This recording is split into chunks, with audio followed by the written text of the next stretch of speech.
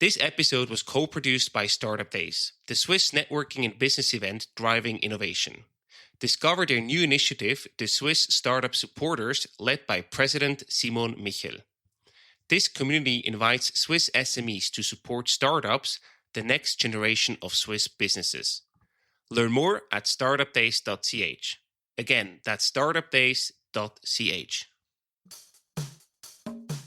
We need more people who understand what it means to have good conditions for companies in our country, and this is clearly lacking.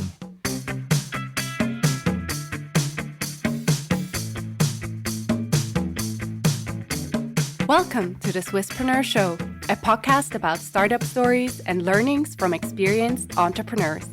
If you enjoy listening to our show, make sure to follow the podcast and leave a rating.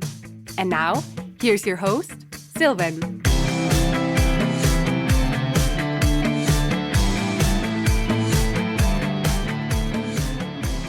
Simon, a very well welcome to the Swisspreneur Show. It's a pleasure and a big honor to have you as a guest today. Oh, thanks for having me here. Great.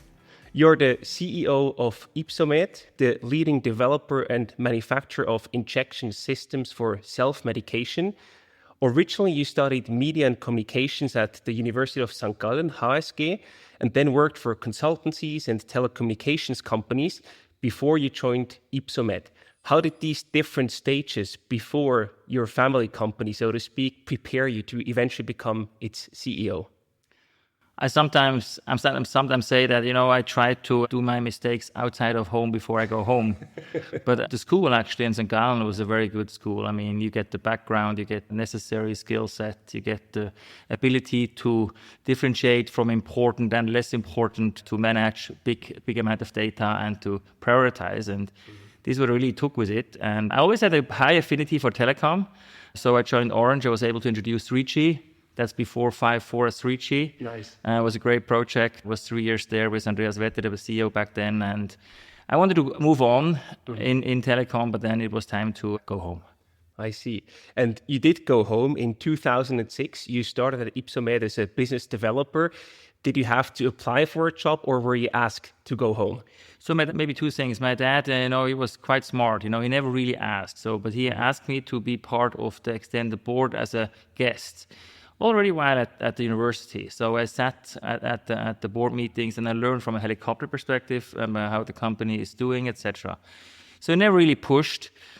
On the other hand, then I've seen, of course, how the company develops, and I've seen that this is the right moment. As a young officer, having done St. Gallen, I thought, of course, I will join management immediately. It was totally different. So I was sent to China, I was sent to South Korea, to Japan. I built up the businesses in that area before I came back to Switzerland. You sort of had to earn your spot also in that sense, to really understand and work in the business before joining the leadership team. It's not easy as a son to join a company and not being looked at as the son. Of course. So we really have to deliver achievements. And that's why I really have seeked possibilities to achieve wins, big wins. And so we did China. This was a quite successful element. Still today, what we built up is now a major part of our business. Then I came home, I separated B2B and B2C. So I really had to earn my spot. Yeah. And it has taken 9 years, step by step until I've taken over. And that's probably also a very difficult thing to do, to make this transition successfully happen from father to son. How did you manage that transition successfully? Because we see many family companies that fail in doing that transition. I mean, there are a couple of elements, in order to be successful. And first of all, I think number one element is that the person that hands over must be ready to hand it over. Yeah. And for me, it was very clear that my dad and me would never spend the time us together in the same office. So he did that, he really handed over the key. Wow. And he was never again in the office. I sometimes invited him for board meetings, but now he's no longer in the board at all. So he did a really great job, trusting. He has seen how I work, how we work as a team. It was a very smooth transition. People knew 2 years in advance that I would come. So I was very well prepared. I see. So a clear cut is very A important. clear cut is important, and also other elements, of course, in the family. So how you deal with the shares. I have 2 siblings, a brother and a sister. How this is managed, this must be clear, it must be spoken out. So there are a couple of elements which are important for such a transition. Absolutely. And I also wonder, in an interview with the NZZ, you said that probably 9 out of 10 times you decide the same way as your dad. And I wonder, what is the 10th time where you decide differently? You know, we actually work quite differently. My dad is very much a gut feeling guy, so he decides out of the stomach. His experience, that's the way he worked. I mean, he started from scratch, from zero, and he built up the company until 900-ish people, and I'd taken over. And I'm much more analytical. I'm a very fact-based guy. So we have a very different approach to look at topics. But indeed, 9 out of 10 times, we would probably decide the same. At the 10th time, we bet the bottle of Bordeaux, usually. And I think it's about equal, about 2 and 2. So we no longer do a lot of bets. But it was quite... And in the end, he was the chairman for quite some time. So I said, I agree, Mr. Chairman, it's your decision. But it wasn't often the case. I see. So let's also talk about Ypsomed as a company. You originally founded it from the infusion business of Disetronic in 2003 after it was sold to Roche. Please take us back to that year. What happened there with the sale to Roche, and why did you sort of create another company out of it? Yes, so my dad, he was the inventor of insulin pumps, and around the same time 2 other gentlemen, one in America, one in South Korea, invented insulin pumps, and they all kind of started to sell the companies. And Mr. Allman sold to Medtronic, and we then sold to Roche. We were too small as a Swiss company back then, 500-600 people, to be successful in America. Mm-hmm. This is why we sold, and we were focusing from that point on the small brother in the portfolio, the pens. We were always in the shadow of the pump business, and but we knew 2002, 2003, it would be the time will come when people will require much more injection devices to administer liquid drugs. And it is actually how it has been. It's taken some time, and you see now how we grow today, but it was a very wise decision to then focus on Ypsomed. Roche was not allowed to buy the pen business. They were interested in the pump business. So we have taken it, we brought it back to the stock market as a standalone focused pen device company. Amazing. And I assume already that deal with Roche was probably quite lucrative for you and your family. Why did you decide that your job was not done and you did an early retirement or just enjoyed life on the island or something like that? So for me personally, I just finished university, and of course, 1.6 billion. And we bought back the injection business for $500 million. And of course, it was lucrative, but we invested a lot of the money then in the growth of the devices. We come from an entrepreneurial background. We are not the kind of people who lay back. So we restarted. I then later on joined the company as explained. Fantastic. And today, what are some of the key medications and also patient demographics that you cater to? Can you tell us a bit more about the users of your products? So if you talk about Ypsomed, many people still think about it. This is the insulin company, diabetes care company. Then it is we are. We are still delivering a lot of devices for companies around the world, pharma, biotech companies around the world that have insulin, and we sent the device, we built the device, and it is married and it is sold via the pharma company. So it's a really B2B business, right? So we do the devices, they are sent to big pharma, biotech, and they sell it together with their drug. This has changed a lot now. I would say now of our global turnover, more than 50% now comes outside of insulin, and it's growing in the direction of 3/4. We work in the space of asthma, of migraine, psoriasis, all kind of polyarthritis. If you think about the way we treated psoriasis, dermatitis in the past with creams, never really worked. Yeah. Now you take 1 shot per week, and it stops the inflammation from the internal. So these are really game-changing drugs, and there are hundreds of drugs in the pipeline that are really changing our health, but they all have to be injected, and this is how we come into play. Well, you're really at the forefront of the injection.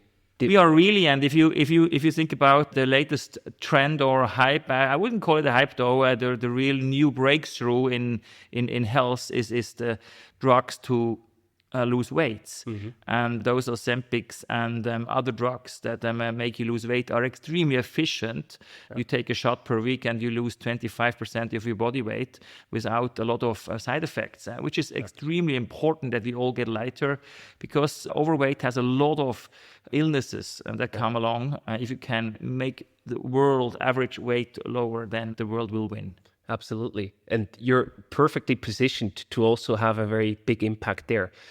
I wonder, you also have a B2C area. You have the diabetes care, the B2C part, and you have the delivery systems, which is the B2B part.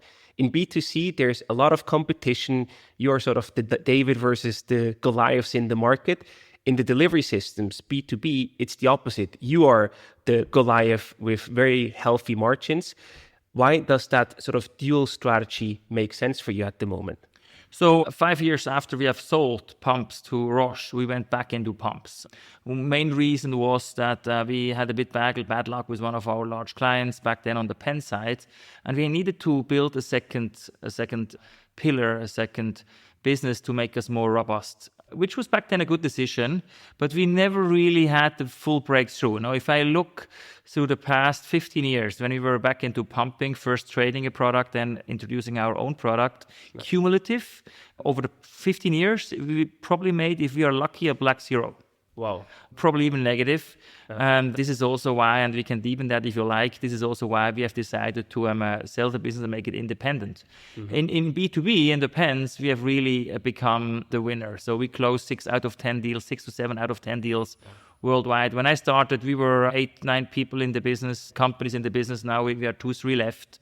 We really motivated them to stop. And so this is, and it's interesting. I mean, we make 35% EBIT margin. It's very lucrative. We have enough money to invest and to grow. And that's very important to also stay ahead of the game or at the top of the game. When it comes to the B2C business, how do you make that decision? Because I assume at one point it's hope, where you say, hey, maybe we can turn it around. At one point, did you make the decision, say, no, now it's time to cut it. This is not a good fit. We focus on what's working. It's B2B. It's really the fit, you know. I mean, the business is good, but standalone will do much better. It's always now a bit in the shadow of the pens. It's a bit, B2B is not so emotional. It's not 24/7 hotlines. It's not different languages. It's English and maybe Chinese, but it's not really. It's not really a business where you have to be close to the user. Whereas in on the pump side, you know your 100,000 patients. You have their phone number. You are in contact with them. If they have an issue, you pick up the phone 24/7. Very different. And this business will standalone be more successful, and it will also get a different valuation. Our investors, our analysts, never really understood why we have a B2B and a B2C together. It's very difficult to make a valuation as well. Right. So we are convinced that standalone, it will be worth much more. And how do you do that then? If you say, hey, we don't really make that much money with that business, you don't want it anymore, that's an open secret. How do you come up with a buyer who wants to take that over? Isn't that a bad spot to be in if you say, we want to get rid of that? So for Ypsomed, it's the right moment to divest the company. Absolutely. We talk about roughly 800 people, 20 daughter companies, a sales network in Europe, roughly 200 million in revenue. And we are on a formal process with a bank. This process is starting as we speak, and we will have a potential buyer universe before Christmas. So my family will also bid. That's an open secret. We believe that standalone, we can make something great out of it, be under the radar for 4 or 5 years, make it up, build it nicely, and then bring it back to the stock market. That's definitely an option, but we have a certain limit, a certain price. If somebody is willing to pay more, we will of course sell it. And we look at it quite. I think it would be, especially for my dad and me, it would be fun to run it. I imagine. But if somebody really pays significantly more, we take the money and invest in Ypsomed for our growth ambitions. Yeah, you also have the obligation for your shareholders. Absolutely. I mean, we have a 74% share.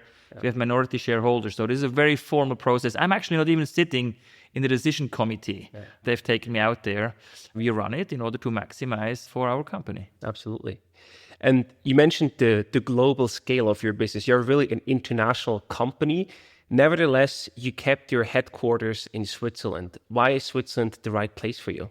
So tax-wise, it's a very interesting. I mean, since staff last tax reform we had in Switzerland, we are all able to reduce our tax below 12, even below 11%, even in cantons like Bern or Solothurn. So if you have IP, patent box, we call it here in Switzerland. If you have technology R&D, you can deduct a lot. So we really get clearly below 12% group tax, and that is very interesting.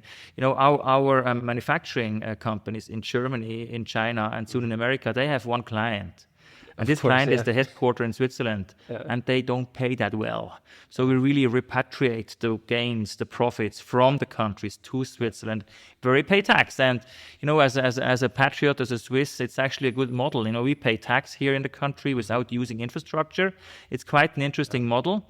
But from an R&D perspective, we try to keep them all together. We are now roughly 3,000 people in the group and about 500 people in R&D, and we still find them. Except some software jobs we didn't find. We built up a software center in Barcelona. But other than that, we are really focused.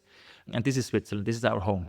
I love that strong conviction about Switzerland is the right home. How do you then decide what you bring abroad? What are the functions or the capabilities that you want to outsource internationally, and what do you strongly keep here in Switzerland? So it's predominantly manufacturing. You know, we do R&D here. We have small factory in Switzerland to actually learn to do the transition from R&D to factory, etc. This is what we do here in Switzerland. But then the large lines, the big machines, they don't need to be run in Switzerland. They can be run in countries with lower wage averages for employees. We have a low people cost of goods part. Low means 10-ish, 15% of cost of goods. Space, we don't find the spot here in Switzerland to build our large-sized factory. We talk about 300 times 200 big factories. It's very difficult to build in Switzerland. You have a lot of issues to get a permit to build. Your neighbor can say, I don't like your facade, and you don't build. Yeah. This doesn't happen outside of this country.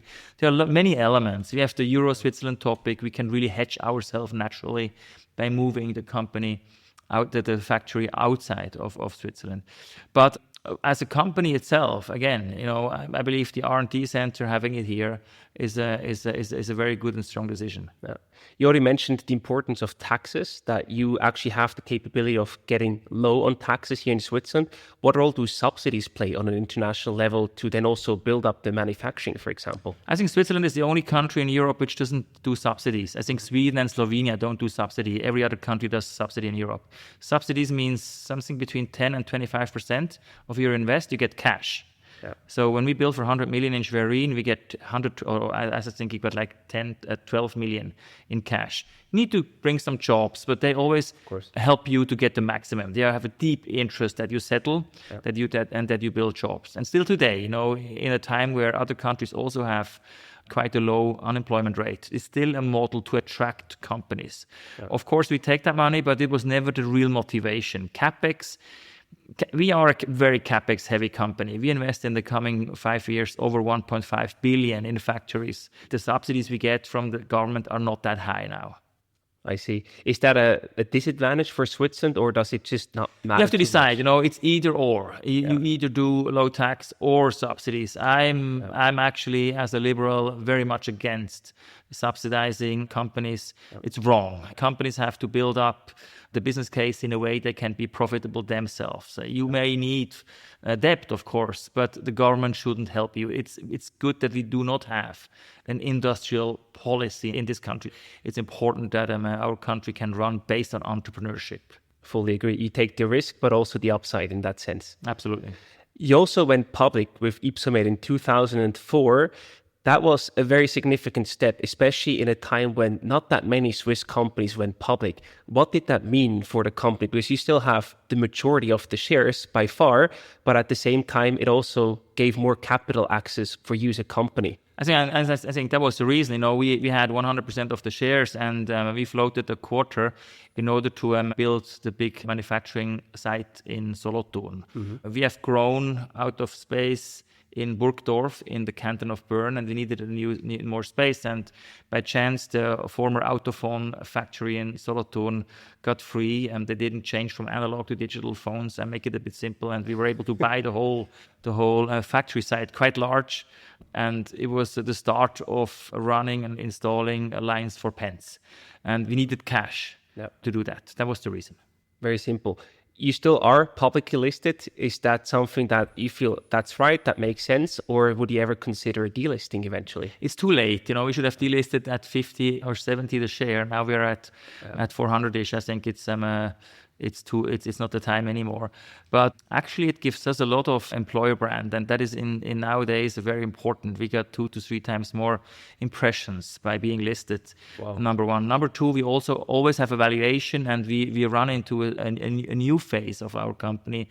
After the divestment of diabetes care, we look at anorganical growth in our vertical, in our horizontal, in our core B2B business. And for that purpose, the valuation is good. It gives you a price, it gives you a comparative factor. So a couple of elements. And then, of course, the governance and the compliance. The stock exchange costs us 1.5 million per year. It's okay. Yep. And you are a bit forced to follow rules. And sometimes it's good to follow such rules. I imagine it makes everything even more professional than it already has been. And in that sense, since you took over as CEO, your stock basically 7x'd. That's an incredible performance. How did you pull that off? I, of course, looked at the right moment to become the CEO. So I waited another 2 years before I've taken over in 2014. And I've knew that now we will start growing. It was not my only work to get to that point. It was a big team effort. We have invested for over 7 years in our platform portfolio, in our platform portfolio approach, where we invest in products upfront and then be much faster in the market. We really changed the game of the market by no longer selling projects but products, taken from 6 years from start to delivery to 6 months, really changing the rule of our industry. This has given us the majority of the interesting deals. Then, of course, you need some time until those deals are industrialized, until these drugs are launched. And 14, 15, it really started. And now we see a 25% compound average growth rate the coming years. And as I mentioned, the valuations are extraordinary. We are in this biotech pharma supplier business where pharma wants 100% security, 100% quality. They want 100% reliability. And if they pay a bit more, they will pay a bit more because they need that reliability. Right. And this is our job. And I guess there it's also the Swiss brand is also a real sign of quality on top of that. The Swiss brand, in China, the Swiss brand means you're expensive. It's no longer the good technology from Switzerland. Yeah. It is that, you can do Swiss design, but please don't manufacture in Switzerland. You're too expensive. Yeah. So this is also why we build now a factory in Changzhou next to Shanghai. We become Chinese for China, in China for China. Mm-hmm. But no, I think the reliability is then what you do out of the company, how you act. We have a lot of cultural elements, values that drive us. We pick up the phone after 3 times ringing. We are reliable. We take responsibility. We are open to learn from our client. We are open to share our data with our clients. We are very honest. We never put something beyond the floor. We really talk about issues. And in our small industry, it's 5 or 10,000 people in our industry. People know and they talk, and we have a good name. Fantastic. That's the long-term investment as well. Absolutely. Since 2023, you're also a member of the Swiss National Council. We talked about timing before, the right time to take over CEO. Why was 2023 the right time to get into politics? Well, frankly speaking, it was about 4 years too early. I wanted to reach my 10 billion market cap target. We are now at 6-ish. I have 4 or 5 years to go. But Kurt Fleury, my predecessor in Solothurn, he stepped back after 16 years and the window opened. And such a window only opens once in 8 to 12 years. Yep. So I decided to run. I was 6 years in the state parliament. I knew how politics works, at least on a state level. Yep. And it was the window that opened, and I decided with my family together to run, and I was very happy that I achieved to get the seat for our canton. And what motivates you to be active in politics? Because you already have a pretty busy day, I imagine. I've been for a long time in industry associations, trade associations, still am in the 2 states, Bern and Solothurn, and they do a great job, but people who read your output already are on your side. If you really want to make a difference, you have to be able to push that button. And that button you only push when you sit in that parliament. And I realized that, and I would like to be a role model to motivate more entrepreneurs and CEOs or people of companies, larger companies, smaller companies to be active, because the industry and the economy in general is not represented properly in that parliament. We have over 70 professional politicians over here, great people, but they have never really been with their feet in the real world. We have 60 people that support agriculture. It is important, but it's a lot for a small part of our economy. We have 55 lawyers in the parliament. Also important, quite a big amount of people. I belong to the few people, roughly 40, who run a company, whereas 20 of those 40 run one-man shops. So it's only Magdalena Dullo-Blocher and myself that run a big company. It's really required. That was one motivation to bring this view into the parliament. And that's very important, because otherwise you probably have political decisions that are not in favor of the business climate, especially for larger companies such as yours. Yeah, I mean, we take about 600 new laws and orders into action per year, out of roughly 2,500 new bills or motions being handed in. Not all, of course, are treated.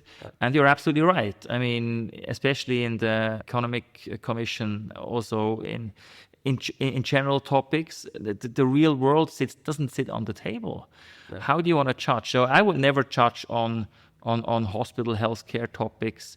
Swiss healthcare system is very specific. I wouldn't judge on education and schools. There are people who know that much better, but we need more people who understand what it means to have good conditions for companies in our country, and this is clearly lacking. And you serve as a role model to hopefully inspire more people to also be politically active. What else can we do to have more entrepreneurs in parliament?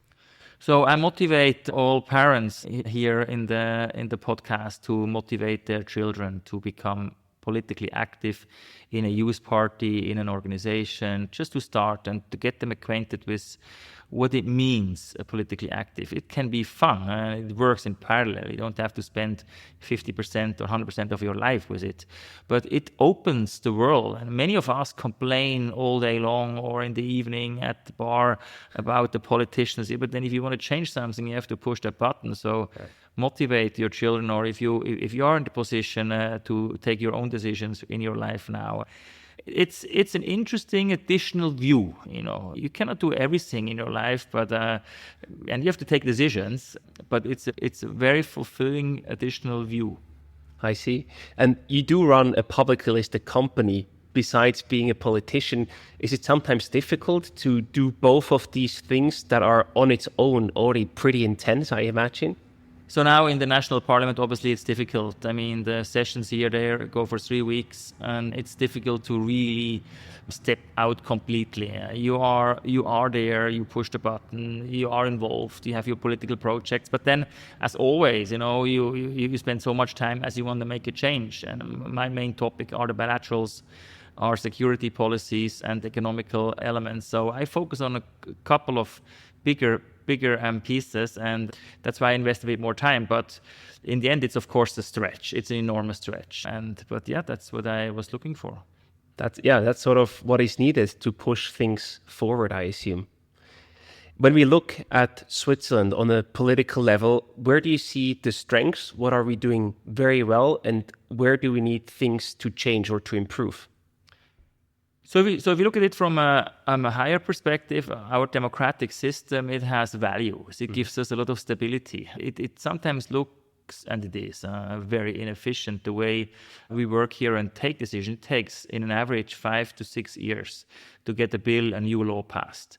It's very slow. But we only take stuff into action that are really supported by both chambers, the Senate and the National Council, that are supported by the people, in the case people can vote. So we in general try to put laws into act which have common support.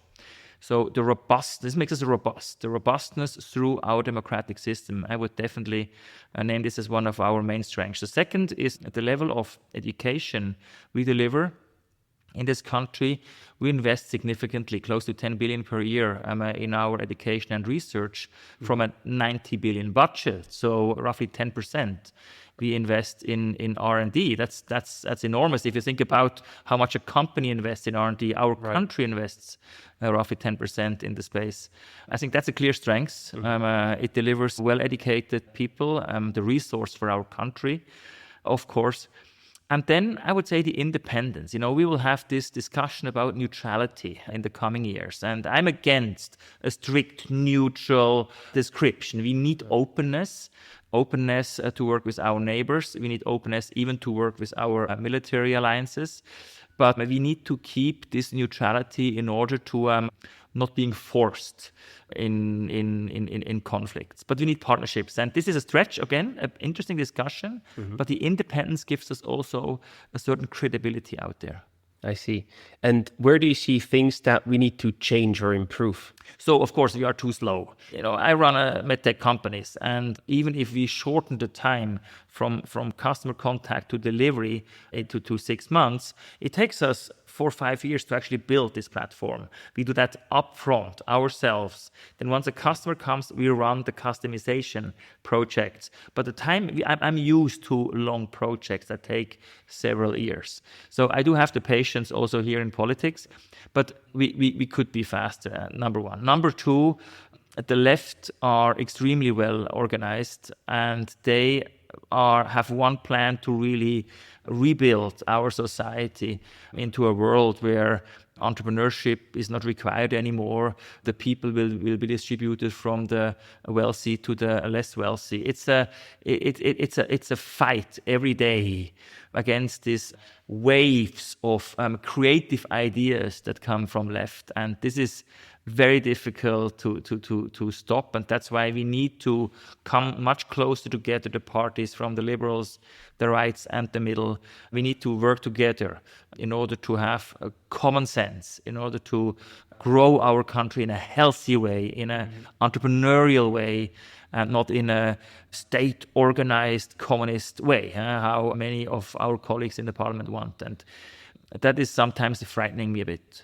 I see. And you just have to look to Germany, right? Where you suddenly have incentives that work is not incentivized anymore. If you work more and harder, you make more money, but you also have way more taxes and everything, so that at the end you have less money in your pocket compared to working less. And that's a very dangerous thing. That's a very dangerous thing. And we see now what happens around us. It's not just Germany, it's also France now. We see in other large countries, they are in a very, very difficult situation. Their solution is now to even put more debt into the economy to save the economy. Totally wrong. We'll see where this leads, and eventually we will need a real change. The right wings that are now getting stronger are dangerous, but people start to vote in this direction because they don't trust the system anymore. And this worries me a lot, very much worried that the political organization doesn't realize the reality. And in that sense, we do have this strong Swiss tradition of striving for a compromise, right?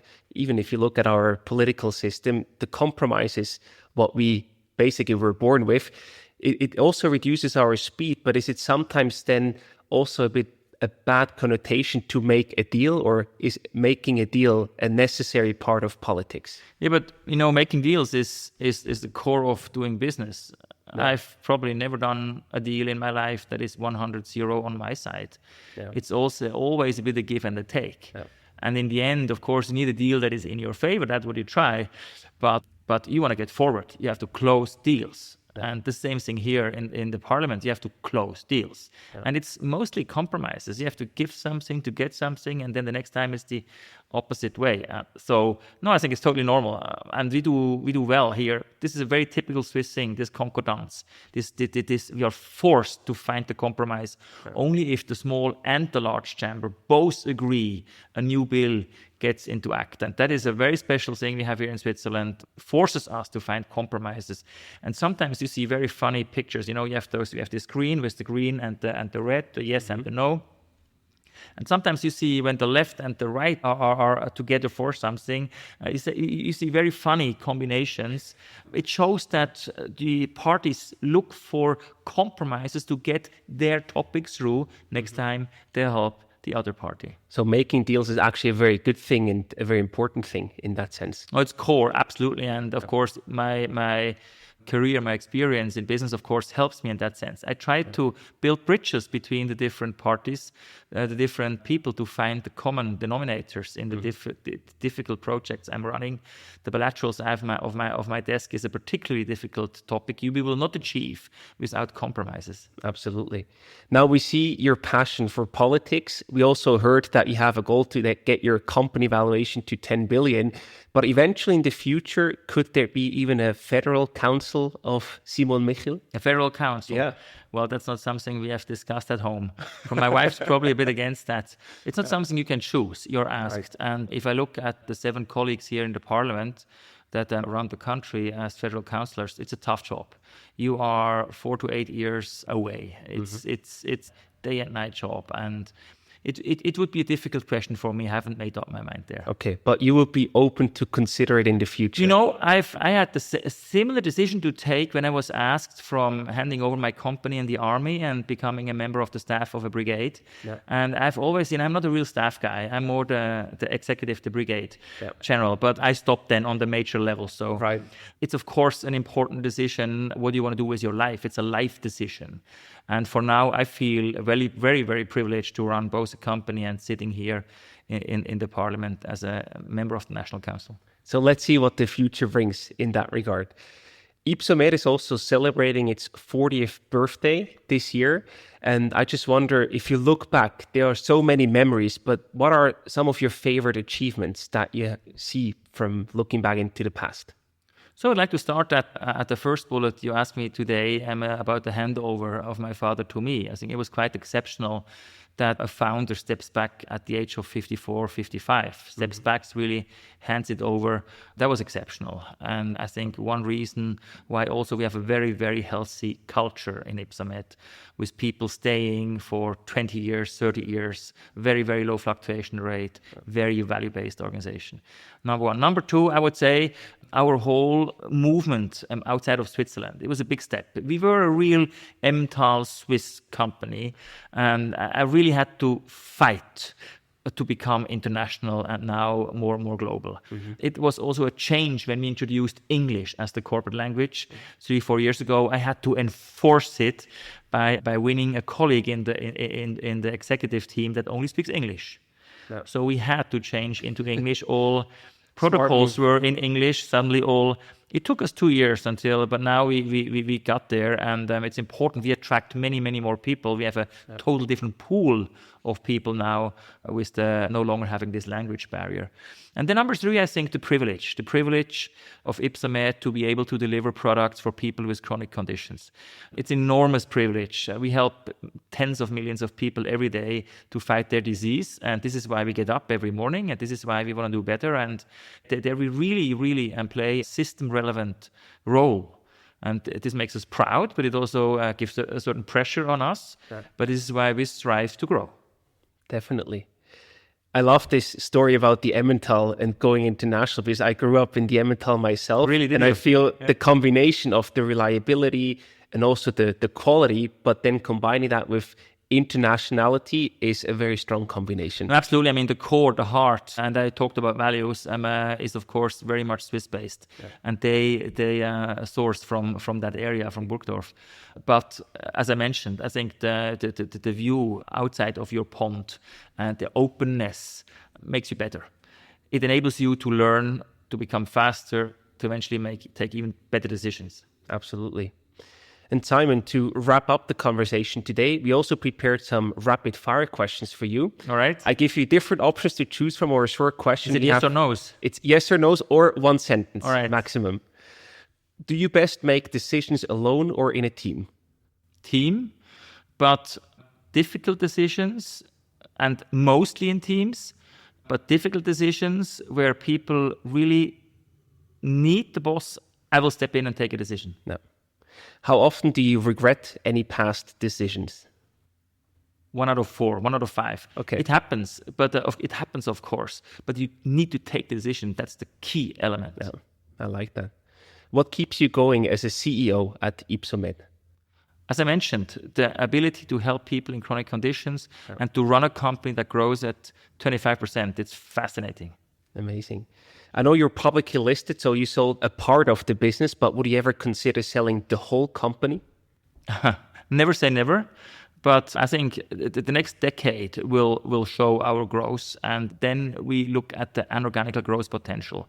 At the moment, our family has no better way to invest our money. I see that. And talking about money, what does money mean to you? It helps, of course. It gives you the background to do what you like and not being forced to worry. Yeah. And if you had to choose Solothurn or Bern? Really? Yeah. That's a tough one. So I was born in Bern, obviously Bern. Yeah. But my family, we have 2 boys, and my wife, we love Solothurn. This is our new home. Yeah. So both at the same time in that sense. Simon, thank you so much for coming on the show. It was a pleasure and very insightful to talk to you. I wish you all the best, lots of success, and a big thank you for what you do for Switzerland. Thanks a lot, Silvan. It was a pleasure.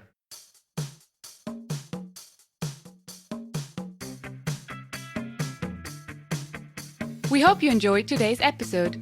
If you did, you can support us by rating our show on Apple Podcasts. This way, we can reach an ever-growing number of aspiring entrepreneurs.